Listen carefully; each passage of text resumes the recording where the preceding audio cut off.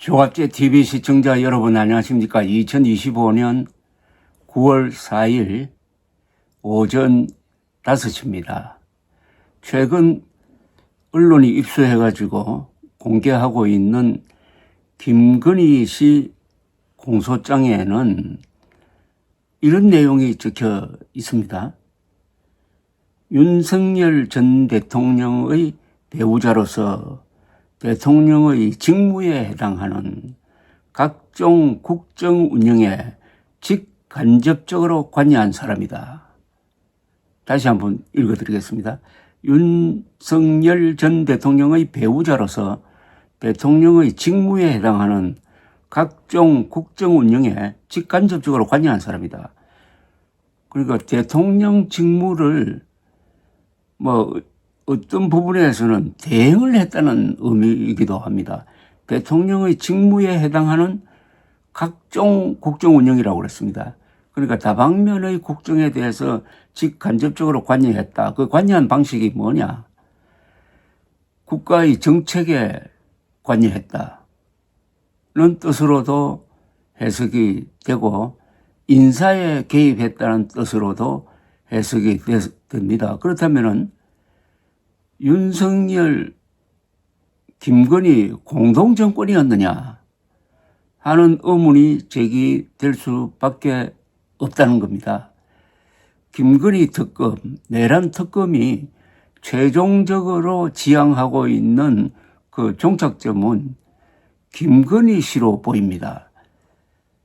12.3 비상계엄 사태의 진짜 원인 제공자도 김건희 씨다 하는 논리적 귀결이 지금 진행되고 있습니다. 그래서 내란 특별검사팀이 윤석열 전 대통령의 내란 사건 재판과 관련하여 공소장을 변경할 것으로 지금 보도되고 있습니다. 앞서 검찰 특별수사본부는 지난 1월에 윤 전 대통령을 내란 우두머리 혐의로 기소하면서 더불어민주당의 정부 고위 인사 줄탄핵, 예산삭감, 입법 독주로 인한 국정마비를 계엄 선포 배경으로 공소장에 적시했습니다. 그러나 그 뒤에 사정이 달라졌습니다. 특검은 김건희 여사 관련 리스크를 방어하기 위해 윤 전 대통령이 불법 계엄을 선포했다는 내용을 공소장에 추가하는 방안을 검토 중이라고 합니다. 특검은 김건희 씨 관련 리스크를 방어하기 위해 윤석열 당시 대통령이 불법 계엄을 선포했다는 내용을 공소장에 추가하는 방안을 검토 중이라고 합니다. 그러니까 12.3 비상계엄의 동기가 윤석열이 주장했던 국회가 계속 정부 요인들을 줄탄핵한다는 주장은 헌법재판소의 판결에 의해서 그것은 근거가 없다라고 이미 판단이 난 건데, 그보다는 진짜 원인은 뭐냐 하면은 김건희 보고다. 국회가 김건희 특검법을 지금 통과시키려고 하니까 마음이 급해져서 비상계엄령을 선포했을 것이다 하는 것을 공소장에 적어서 공식화하겠다는 겁니다. 그동안 김건희 씨, 윤석열 당시 대통령을 잘 아는 사람들이 비상계엄의 원인에 대해서 반국가 세력 척결이라든지 부정선거 발본색원, 그건 그냥 허울이고 진짜는 부인 보호용이었다라고 숙덕숙덕 하던 게 이제는 공소장에 공식적으로 들어가게 생겼다는 겁니다.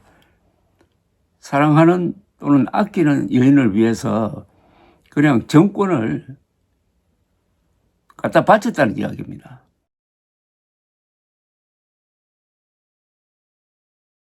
서기 8세기에 당나라 전성기인데 현종이 양귀비라는 여인에 빠져가지고 국정을 소홀히 하다가 큰 내란을 불러들인 것과 비교할 수밖에 없는 상황입니다. 조금 더 알아보겠습니다. 내란 특검은 12.3 계엄 선포 직전에 정치권 상황에 주목하고 있다고 합니다. 당시 정치권에서는 김건희 특검법 통과 가능성이 커지고 명태균 씨 선거 개입 의혹과 관련하여 김건희 씨가 연루된 의혹이 본격적으로 불거지고 있었는데 이것이 윤 전 대통령의 계엄 선포에 영향을 주었을 가능성이 있다고 본다는 겁니다.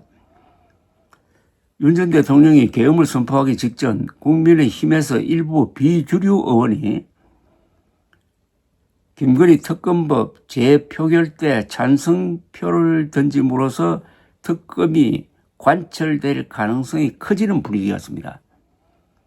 명태균 씨가 2022년 3월 9일 대선 전후 윤 전 대통령 내외와 한 통화 녹음과 카카오톡, 텔레그램 대화록이 담긴 일명 황금폰을 검찰 수사팀에 제출할 가능성이 거론되고 있을 시점이었습니다.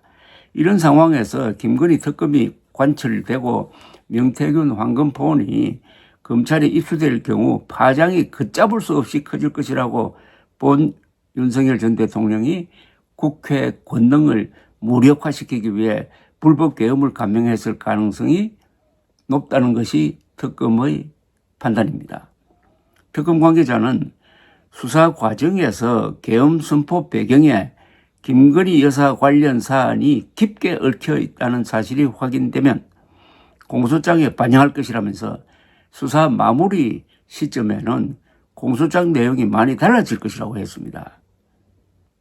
이와 관련해 가지고 특검팀은 계엄 선포 이틀 전인 지난해 12월 1일 김용현 당시 국방장관이 양재응 국방부 국회 협력단장에게 전화를 걸어 김건희 특검법은 어떻게 진행되고 있느냐고 물은 사실을 확인한 것으로 알려졌습니다. 검찰에 따르면 김용현 전 장관은 작년 11월 30일 윤석열 전 대통령으로부터 계엄 선포 준비 지시를 받고 포고령 등을 준비하여 12월 2일 윤 전 대통령의 재가를 받은 것으로 조사가 되었는데 바로 이 무렵에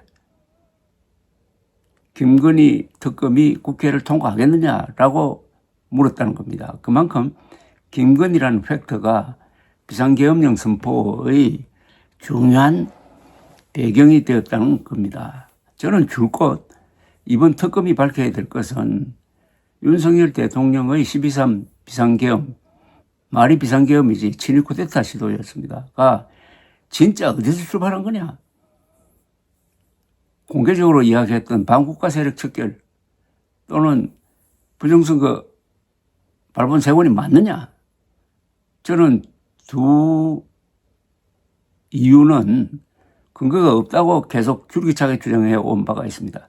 반국가 세력 척결이라면은 거기에 따른 어떤 수사 지침이라든지 수사를 위한 조직 구성이라든지 또는 반국가 세력 누구다 하는 체포자 명단이라도 있어야 되는데 그게 전혀 없습니다. 체포자 명단에는 엉뚱하게 한동훈 당시 국민의힘 대표가 들어갈 정도였습니다. 그리고 부정선거 발본 세권은 선관위에 병력을 보낸 거는 사실이지만은 무슨 부정선거가 없었으니까 그 행위 자체가 이거는 그냥 헛발질이고 좀 망상입니다. 그것 말고 진짜가 뭐였느냐? 진짜가. 그래서 자연히 당시 12월 10일로 예정되어 있었던 김건희 씨 특검법 재표결에 통과되어 버리면은 김건희 씨 수사를 통해서 윤석열 정권 자체가 붕괴할 것이다 하는 사실을 윤석열 당시 대통령이 알았다는 겁니다. 윤석열 당시 대통령이 알 수밖에 없는 위치에 있었다는 거죠. 그리고 김건희 씨를 특검하면은 요사이 밝혀지고 있는 아까 서두에서 말씀드렸지만은 김건희 씨가 광범위하게 대통령 행세를 하면서 국정에 직간접적으로 개입한 것이 드러날 것이다. 그러면 어차피 무너진다. 마지막 수단으로서 비상계엄령 선포를 했다는 겁니다. 그래 놓고 나중에 그 측근들이 한다는 이야기가 이거는 계몽령이다. 야당이 얼마나 무리를 하고 있는지를 비상계엄령 선포를 통해서 극적으로 알리기 위해서 했다는 게 그들의 사후 설명이었지만은 특검 수사가 이제 본격적으로 지금 결론 부분을 향해서 달려가고 있는데 그 표적은 김건희 씨다. 김건희 씨가 계엄 사태의 궁극적인 원인이었다. 그러면 이거 어떻게 된 거죠? 김건희 씨가 윤석열 대통령과 사실상 공동정권을 구성해가지고 그림자처럼 뒤에서 움직였다? 그 김건희 씨가, 그 김건희의 정체가 특검을 통해서 백일하에 드러날 경우에 어떤 일이 벌어질지를 가장 잘 알고 있었던 윤석열 씨가 비상계엄령을 선포해가지고 이 사태를 막으려고 하다가 결국 자폭으로 끝나고 이재명 당시 민주당 대표를 대통령으로 만들었다. 일종의 살신성인을 했다. 일종의 희생타였다. 이런 아주 어떻게 보면 허무한 결과가 나올 가능성이, 또 그것이 공소장 변경을 통해서 문장으로 공식화될 가능성이 생겼다는 이야기입니다. 새벽에 이런 이야기를 전해드려서 대단히 죄송합니다만은